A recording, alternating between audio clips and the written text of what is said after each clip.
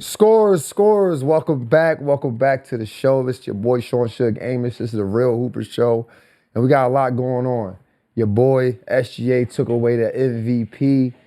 We got OKC and the Spurs in that semifinals. We have the Knicks, the Cleveland Cavaliers in that Eastern Conference semifinals. We got to talk about Skip Bayless on Gil's Arena. I want to talk about some of the young hoopers, the EYBL. Then we got to talk about my man Drake. Drake dropped the album, man. I got my guy here, my guy E. What's good, my boy? What's good, bro? Yeah, listen. I know you're excited about the Drake. We're gonna get there in a second. I know you excited. But that's gonna be at the end. Real music drop this week. Real music drop. I rocks with it, bro. I rocks with it. But look. SGA got MVP. Yep. 2 years in a row. 2 years in a row, man. He is one of 14 players to do it, to win 2 consecutive MVPs. Do you think he deserved it? I think he deserved it. It was a good year for him. It was a good year for him, I agree. He had 83 votes. The next highest voter was Nikola Jokic with 10 votes for the first place. He got his boys APs, trench coats. You know? Yeah. If you feeling them gifts? I'm feeling the gifts. He's a good gift giver, bro. Those are solid gifts. So you like the trench coats? Of course, bro. So how you coming with the trench coats? Trench coats. I'm coming like what's his name? Well, Spectre Gadget. Spectre Gadget. Spectre Gadget with the AP on. Yep. Doctor Who. All of them, bro. All right, man. I like. Yeah, you know what, man? I like that. You really. I know people do that.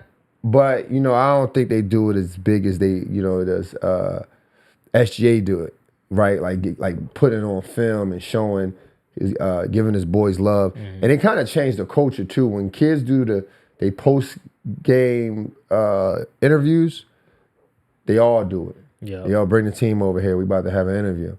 I like that, man. I like what SGA is doing. I like what OKC is doing, man. Like I said, he's the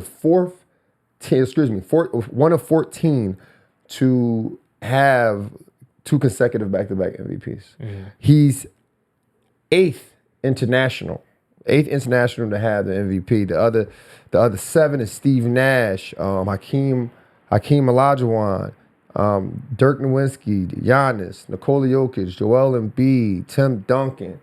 So, you know, man, congratulations to him.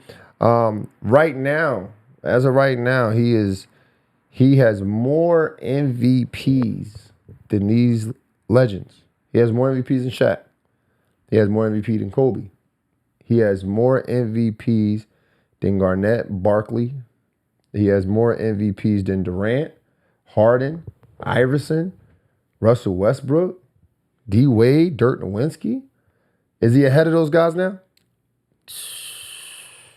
I don't think he's ready yet. You don't think he's ready yet? You know what's funny, man? You got to start putting him in there, bro. Like That's you got to like, you got to start putting him in there. I know it was a long route. I know it was a long. I mean, look, he got a lot of playing to do, right? Like, God forbid, what if he fall off? You know, You know, what if he hit a Brandon Roy on you? What if he hit a Derrick Rose on you? You know, but I don't see that in his future, man. I see him going. The way his energy is, the way his team embraced him, the way he embraced team basketball, the way he loves basketball. You can see it. You can tell. I just don't see him falling off anytime soon. Last year, his team was 64-14. 64-14. He shot 55% from the field, 39% from the 3-point land. He gets to the line. He gets to a bucket, and he only averaged about 2 turnovers a game, man. So I think this MVP is well deserved. Well deserved. Shout out to SGA and the OKC Thunder. I'm looking forward to seeing how they play this upcoming Western Conference Finals. We'll get into that in a second. But I just got finished watching the Detroit and the Cleveland Cavaliers, man. Did you get a chance to watch that, E? I did watch it, bro. It was a blowout, dog. Oh, my gosh, bro. Who you had winning that? I didn't have no horse in the race, but I just want to see a good game. I'm not going to lie to y'all, man. Y'all follow us, and y'all follow us on all the major social media sites. I thought Detroit was going to take it, but I did say they had to be bullies. I did say that Detroit had to be bullies for 4 games. And they wasn't bullies today. They wasn't bullies today. Every time Donovan Mitchell wanted to get to the paint, he got there. Nobody stopped him. It was open season. Anytime, what's the boy name? Sam Morrell? Yeah, Sam Merrill? Sam Merrill, yeah. Said Sam Merrill. I mean, he had 15 points in the first half. He just went off. He just went crazy. I just felt like they just mentally wasn't there. They just couldn't figure it out. Cade Cunningham didn't have the best game. So that anytime Cade Cunningham doesn't have the best game, that always throws him off. I mean, Cade Cunningham had 12 points on 13 shots. He only had 2 turnovers, but what killed him is that he couldn't make a three. He was 0 from 5 from the 3-point land. So that made it challenging for them. Jalen Duran, Jalen Duran, he hasn't showed up the entire series. I mean, maybe the first game. I believe the first game, if I'm not mistaken, the first game he had 7 points. I think he had one game he had 15 points. Yeah. He had 15 points, right? Mm-hmm. But other than that, he just wasn't there. 7, 9, 8. 7, 9, and 8. He just wasn't there, man. He just wasn't there. Speaking of Jalen Duran, how do you feel about him coming up this offseason? He was supposed to get like a big contract or something like that was supposed to be in the works. Do you think he's deserving of that big contract? Do you think this next season they should move off him? What are your thoughts around him overall? I mean, look, he averaged 19 points this season. 10 rebounds. He's a double-double guy. I think he bounced back. Kid from Philly. I think he bounced back. You said a max contract? Yeah, he was trying to get a max contract. That was in the talks, you know. That's what I mean, you don't lose him. You don't want to lose him, but I don't know if he's a max contract ready. Especially after this performance. You in a closeout game, you give us 7 points. You give us 7 points on 7 shots. You had 9 rebounds, but stats always say this. It doesn't tell the full story. You can have 9 rebounds. That doesn't mean you couldn't have had 16 rebounds, 15 rebounds. But you didn't get more than 9 rebounds, not because you was working hard. It's because Jared Allen was kicking your ass. He was kicking your ass. You didn't play bad because you wasn't trying to shoot the ball. You played bad because Evan Mobley and Jared Allen was too much for you. It's just that simple. So do we deserve a max contract? I don't think he deserves a max contract. I think he deserves a good contract. I think they should go for trying to keep him.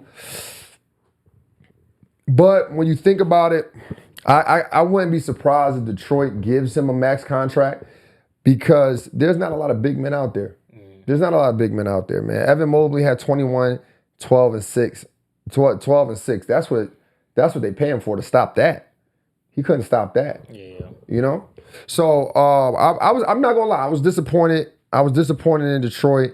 And I was also disappointed, although they won, I was disappointed in James Harden. Oh, how come? But here's the thing, right? James Harden is known for not playing defense. The fact that Cade Cunningham kept looking for a switch to ISO him and go around him and score, and he wasn't stepping up to the challenge, I'm disappointed in that. Then he has a bad reputation for Game 7. Today was no different. He had I'm looking right now, he had 9 points. 9 points, he was 2 for 10 from the field. He was 5 from 8 from the free throw line. Of course, he had 6 assists. But again, this is the games where you got to step it up. Obviously, it didn't matter because other guys was hot. Jared Allen had 23 points. Evan Mobley had 21 points. Donovan Mitchell came out dogging him. Yeah. 26 points. He had 26 points, 8 assists, and 0 turnovers. And I'll get to him in a second. But James Harden, and then Sam Merrill comes off the bench and gives you 23 points, right? But again, I always tell you guys this, man. I'm a big James Harden fan, right? But I know at this stage of his career, his name is going to be heavier than what he can produce night in and night out in these tough playoff games until he proves us wrong. A game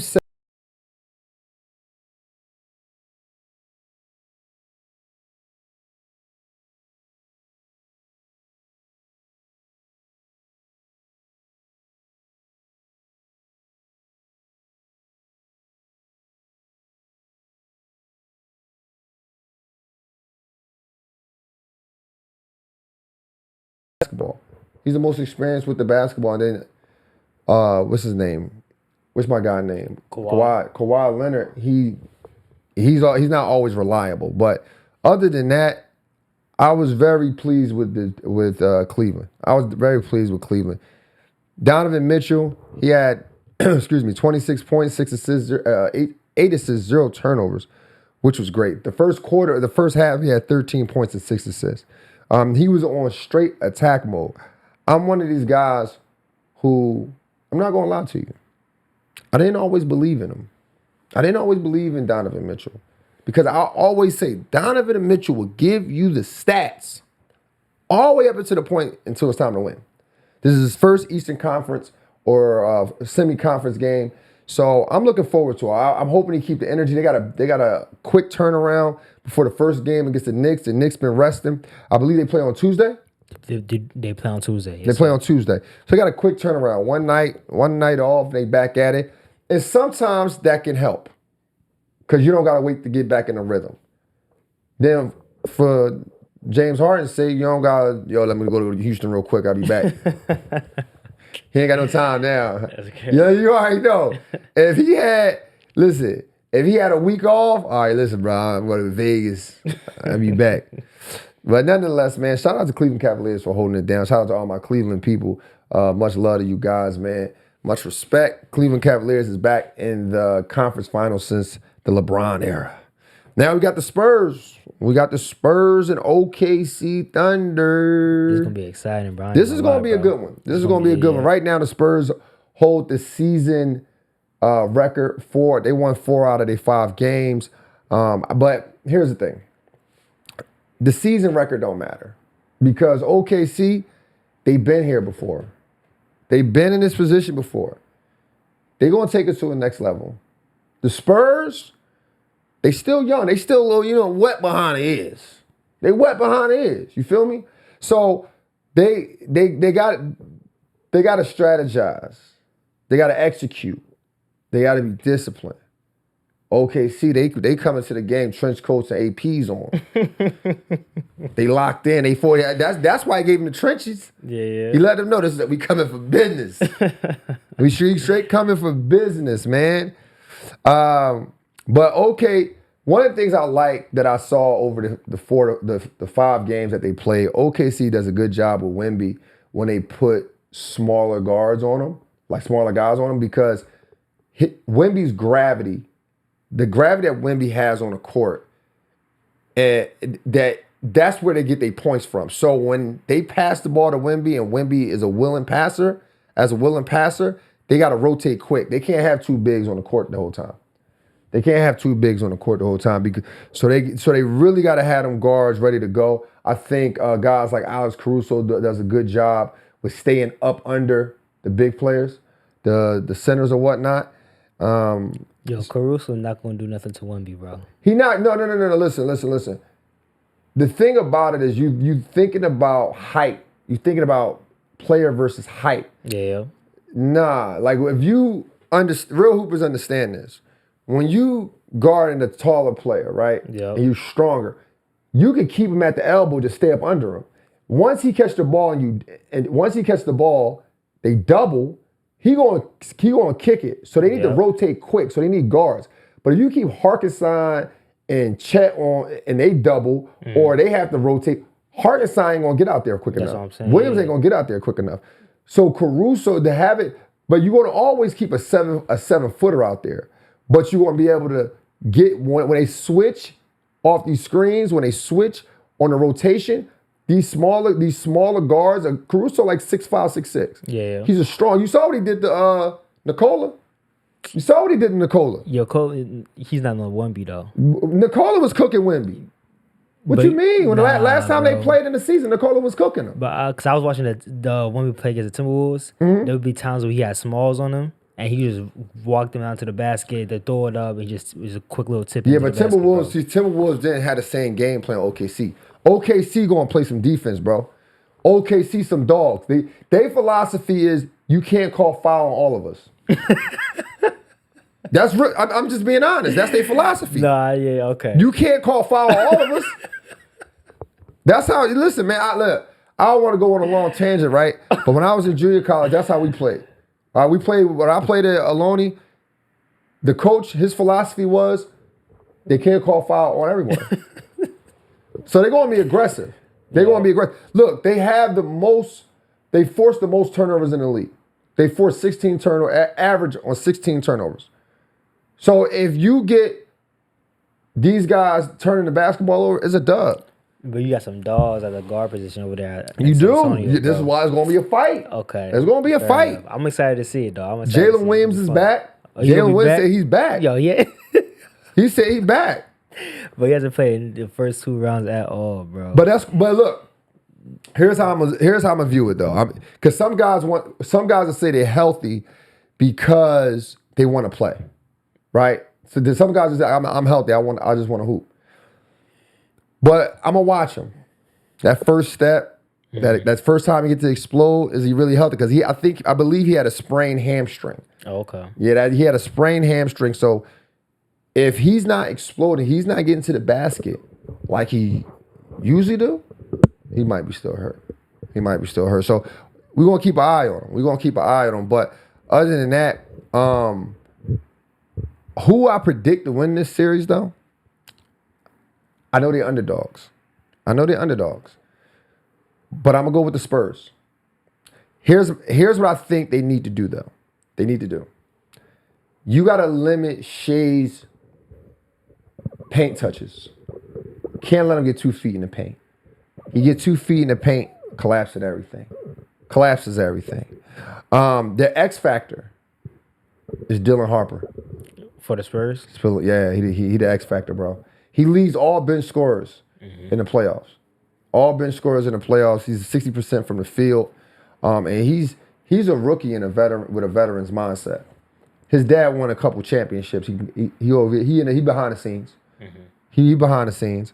But like I said, I like the Spurs in this series. But I'm gonna always go with the underdogs. I want to see Wemby win his first championship. But look, I'm not mad. I like where basketball is at right now, bro. I genuinely do. Like I think this is a season for basketball lovers. I think last year was for basketball casuals, right? This year, I just feel like it's just for basketball lovers. If you love basketball, man, you enjoying all these playoff series, all these playoff games. I mean, this is a game. Today we watched another game 7, right? Like we getting game 7s. I mean, it was a blowout, but it's still some good series. Let's move on to the Knicks and Cavs, man. Knicks and Cavs, bro. Oh my goodness! Now the Knicks, listen. The Knicks got my Phillies, my Sixers out of here, man. The Knicks got my Sixers out of here, but look, I'm not mad at it. Because being from Philly, you're 2 hours away, hour and a half away from New York. If I had to see anyone win a championship, or at least compete for a championship, why not the Knicks? Like I told you guys on the last show, I remember the Knicks was in the finals back in 1999. They had Marcus Camby. They had Larry Johnson. They had Latrell, Allen Houston, I believe. But Patrick Ewing on that, I believe Patrick Ewing. It's been a while. But I really wanted to see them win. I don't think Patrick Ewing was on that. I might be tripping. Check that. It's a 1999 Knicks roster. But I really wanted to see them win. I really wanted to see them shine, man. And they fell short to the San Antonio Spurs. Back then, I wasn't a fan of the San Antonio Spurs. I thought they was kind of boring. But I was also young. I think I was about 14, 15, something like that. But now the Knicks is back. The Knicks is back. I want to see them excel. But again, this is going to be another dogfight. No Patrick Ewing. No Patrick Ewing. The Patrick Ewing right there. Where's he at? Number 33. Look, down there, 33. Number 33. I'm tripping. My fault. So yeah, man, I really want to. It's going to be a dogfight with them. Cavs right now, they lead the season series 2. They have a 2-3 record over the Knicks. But here's the thing: the 2 games that the Cavs won, they didn't have James Harden. James Harden didn't play. James Harden only played in one of the games. And that game that he did play, the Knicks beat by over a 20-plus win. It was a 20-plus win. So, but the last time they played was 3 months ago. A lot can change in 3 months. And Brunson, those guys, They resting. I think you're gonna have a dog fight with Donovan Mitchell and Brunson. That's gonna be a good matchup, man. Donovan for Jalen Brunson. Yeah, Donovan Mitchell and Jalen Brunson is gonna be a really good matchup. Who do you think is a better guard? That's a good question. Who you taking? Damn. I ain't gonna lie to you. I like Donovan Mitchell. Over Jalen Brunson? Yeah, I like Donovan Mitchell, bro. I think Jalen Brunson might be a smarter player, Yeah. but I like Donovan Mitchell. Donovan Mitchell, we've been watching him since Utah. He finally got over the hump. I like his scoring ability. I like his athleticism. I just want him to stay consistent. But I do like his game. I think it's more of a game. Like, here's the thing, right? When it comes to those type of players, I always say this. It's not about the stats. It's about the story, right? Donovan Mitchell, I love his story. I love the way he came into the league and he was that guy. I believe was he the rookie of the year? Yeah, he was rookie of the year. He was the rookie of the year. So I like the guys who come into the league and they got big shoes to fill and they fill them. They got a lot of pressure on their back and they handle the pressure. He just got over the hump by getting to the finals. I know Brunson's been there before, but I also don't think Brunson came in the league with the same expectations or pressure, right? So he emerged into the star. So nonetheless, I do think it's going to be a dogfight between the two. It's going to be a dogfight. Cleveland has the most experience, though. Cleveland has the most experience in the playoffs. It's the top 8 rotating players has played a combined 550 playoff games. So they have the experience. They also won on their last 2 game 7s. So they know how to finish out series. But listen, man. Although I think Donovan will win, like the matchup. I see the Knicks winning it though. You see Donovan winning the matchup between Brunson. Yeah, I think Donovan gets the best of Jalen Brunson because here's the reason why. The Knicks play good when Jalen Brunson shares the ball. The Cleveland Cavaliers play good when Donovan Mitchell is aggressive. So then now you got to make a decision. What do you really want, Jalen Brunson? Do you want to win the matchup or do you want to win the series? If you want to win the series, you might need to average around 21 to 24 points a game. If you want to win the matchup, go ahead and go for 28 to 36 points a game. But Jalen Brunson, the Knicks still win games when Jalen Brunson drops 36. You know, so when he's on that rhythm, when he's on the heater. But it's not about winning the games; it's about winning the series. And and real hoopers understand this, right? When you have a guard who is consistently passing the ball and sharing that basketball, everybody energy's up. Cat want to run the floor hard. He want to grab more rebounds. He want to take his time. There's no emotion behind the ball because they feel like they're going to get it back. But when you sit and you jab, hezzy, pump fake, get to the paint, jump stop, shoulder, fade away, you doing that and then Cat wide open, he starts shooting the ball with emotions. Oh, next time I get the ball, I'm putting it up. Then OG doing the same thing. Then Miles Bridges ain't in the loop. The Knicks play well when Miles Bridges in the loop. So it's just a matter of their roles. Donovan Mitchell plays well when he's aggressive. We already see this. You could take out Harden. You can take Harden out. And then if you can maintain the other guys, like don't let these guys be heroes, Sam Merrill and Max and keep Jared Allen off the glass, got a chance. Man, let's talk about this, E. Did you see Skip Bayless on Gil's Arena, bro? I did see that, bro. Did you see him, bro? He had all these papers in his lap. And he said, listen, he goes off and say, yeah, I got 3 things I like about LeBron. First off, one of the things was a power dribbler. What the heck is a power dribbler? All those NBA players on that couch, ain't nobody gonna check them and say, yo, what's a power dribbler? Listen, here's my thing, bro. Here's my thing. They will harp on this whole 4-6. He's 4-6 with no context. Like, he's 4-6. All right, let's put some context on it. 3 out of these 3 series that he lost, he averaged 33 plus. I believe 1 or 2 of them he averaged a triple-double. They're going to convince you that that's bad, but tell you it was cool when Jordan did it in the first round. When Jordan scored 40 in the first round of laws, that was way better than LeBron averaging a triple-double in the finals. They're going to tell you about the 2011 series and say Jason Terry outscored them, as if that Dallas team didn't sweep the defending champions. Jason Terry outscored Kobe the last 2 games. They're going to sit there and tell you that, oh yeah, he lost to the Spurs and he only got to the finals that year because the East was weak. But they never going to say the East wasn't weak when the Heat won in 2006. It wasn't weak when the Celtics won in 2008. It wasn't weak when Detroit Pistons won in 2004. But all of a sudden, the East was weak when the 22-year-old LeBron is in the finals. All of a sudden. They're going to sit, look, they sitting around asking questions like, was LeBron's tenure with the Lakers a success? You asking the wrong question. The real question you should be asking is, what did you expect out of his tenure? Because last I checked, he came to a losing team. Last I checked, the Lakers was losing for 5 seasons. One of those seasons, the Lakers only won 17 games. LeBron James come there 2 years later in the championship. He leading the league in assists.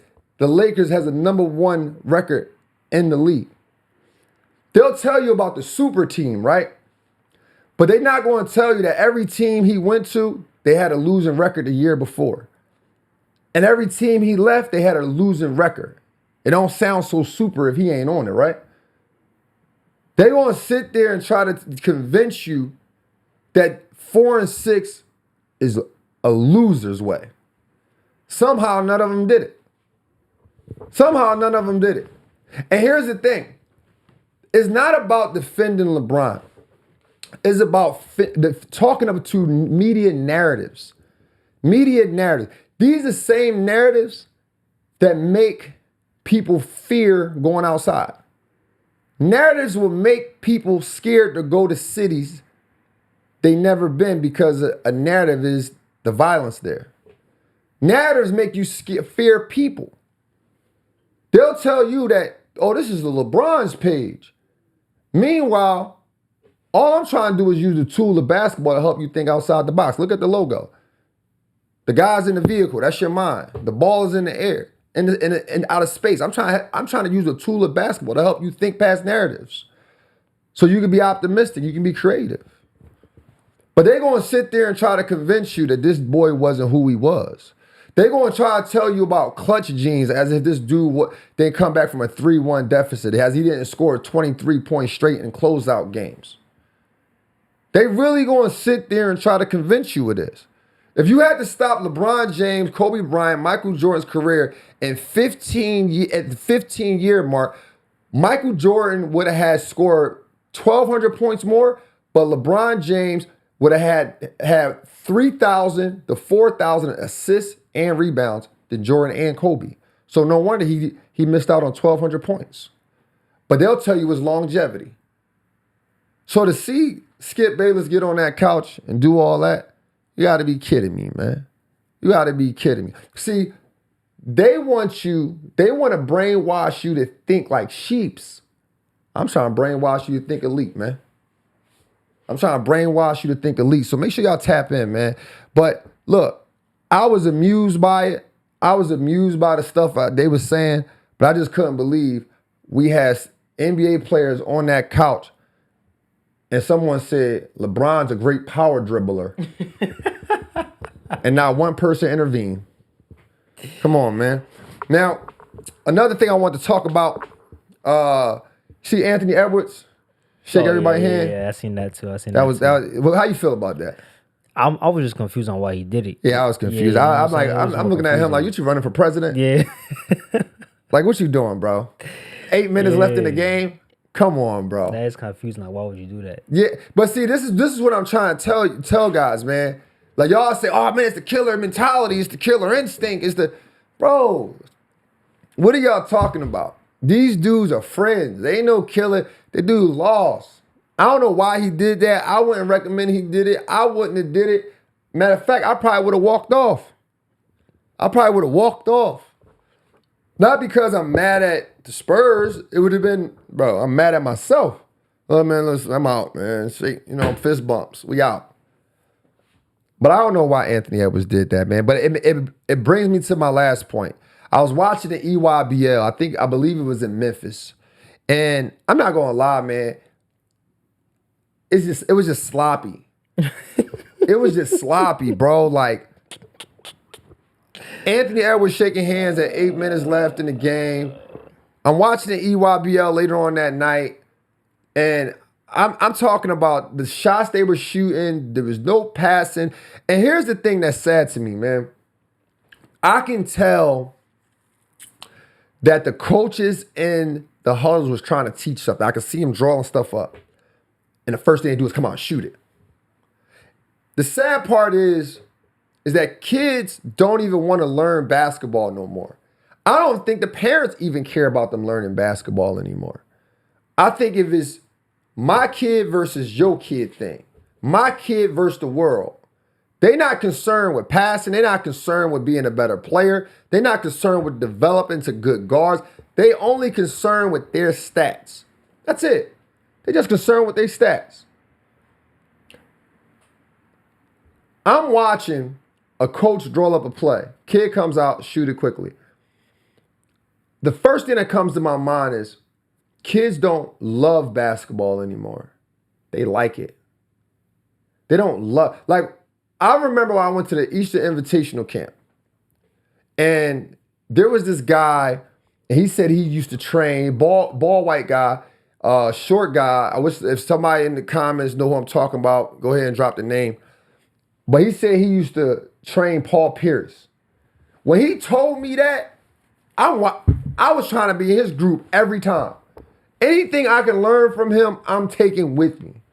Now, I ain't turning to Paul Pierce, but at the end of the day, I just wanted to be a sponge. I just wanted to learn. To this day, I still do drills that my coach taught me when I was 15 years old.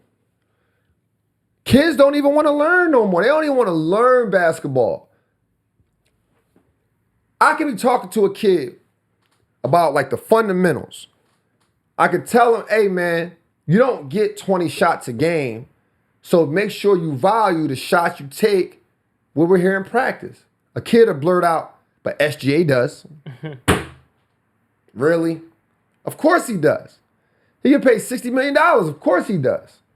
And that's where the mindset is with basketball nowadays. So when I'm looking at these kids at the EYBL, I'm like, this is Division I talent. This is what people want to be around. And maybe I caught a bad game. I could be completely wrong. I probably caught a bad game. There might be some real live dogs out there. Because I've seen some good high school players. I've seen what's my man name? Jamal Crawford's son with the number one Stokes. Those, those guys. Like that. There are some good basketball players out there. But some of the stuff, I'm like, this is what the kids be talking about. This right here, y'all, they just jacking. There's no structure in it, man. But nonetheless, man, seeing Anthony Edwards shake a team's hand at 8 minutes left and seeing those kids play the way they was playing, I was like, basketball is cooked. Basketball is cooked, man. But we still got the NBA. We still got some good. We got AJ DeBanza. We coming up. Yeah, he coming up, man. We got some good players out there, bro. And I'm looking forward to it, man. But nonetheless, man, that's all I got for y'all today. Make sure y'all tap. What we got? What we got? Come on, bro. What we got? Real music dropped this weekend. Oh my gosh. Yes. Oh my God. I'm almost disappointed. Come on, man. Real music. You listen, that's how good it was to me. That's how good Iceman was to me. I forgot about it. I'm not gonna lie to you. All right, let's get into it. I told myself I'm gonna be going to do some entertainment stuff. All right, listen. Here's the thing about the Iceman thing, right? That's hilarious. I did like the Iceman album, but I feel like LeBron and Drake suffer from the same thing. Mm-hmm. The expectation's too high. It's too high. I think the sound has changed. My personal opinion, Drake, he's too focused on getting back at everybody. Like, there's so many people he referenced, I didn't even know he had beef with. Like, what DJ Khaled do? What Jay-Z do? Like, you know what I mean? Like, all these sneak dissings, and it's like, yo, Virginia's for lovers. Like, what do you mean? Like, bro, just say what you, like, just come out and speak directly so the music speaks louder. Like, all this, like, dissecting the music after it comes out. Like, oh, you heard what he said? Rewind it. Bro, and you put out 40 songs. Ain't nobody doing all that, bro. Like I miss when Drake used to say the stripper's name. Go say the girl name you talking about. Then it has, like, here's the thing, right? I'm just being honest. I think Drake is an amazing artist, amazing talent. I got a lot of his music on my phone. But I'm saying this, right? I miss when, like, he just focused on that music, bro. You know what I mean? Like, he just focused on it. Like, dog, talk money, talk women. That's your lanes. And that's okay. But it reminds me when a boxer loses a fight. They got to change their identity. If they had braids, they got to cut their hair. If they had their hair color, they got to go back to brown. They had a beard, they got to shave it off. They got to, when Kobe wanted to change his identity, he went to the Mamba. I just think, like, he got to change something up. Like here's the thing. You got to change some of the what's the word I'm looking for? The content of the music up. You have to change that up. Like, how are you Drake and chicks breaking your heart? How you Drake and they ain't answering your text messages? What you mean? Like, no. Now, it was cool the first 2 or 3 albums. But dog, they not responding to you. Like, the young boys cooked then. Like, why they not respond? My man, listen, you can't, and then you can't have it both ways. You can't be a player. You can't be on some players, on keeping it P, and then, like, oh man, who gonna really love me? Oh, come on, bro.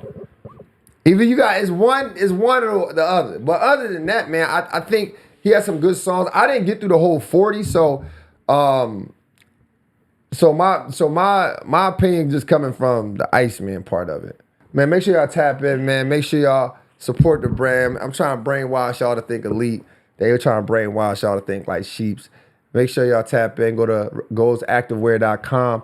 Use the code REALHOOPERS at checkout to receive 15% off all items, all right? Everything is high quality. So make sure y'all tap in. Make sure y'all like, subscribe, and share. Until next time, let's continue to think elite and together. Welcome to Score Society.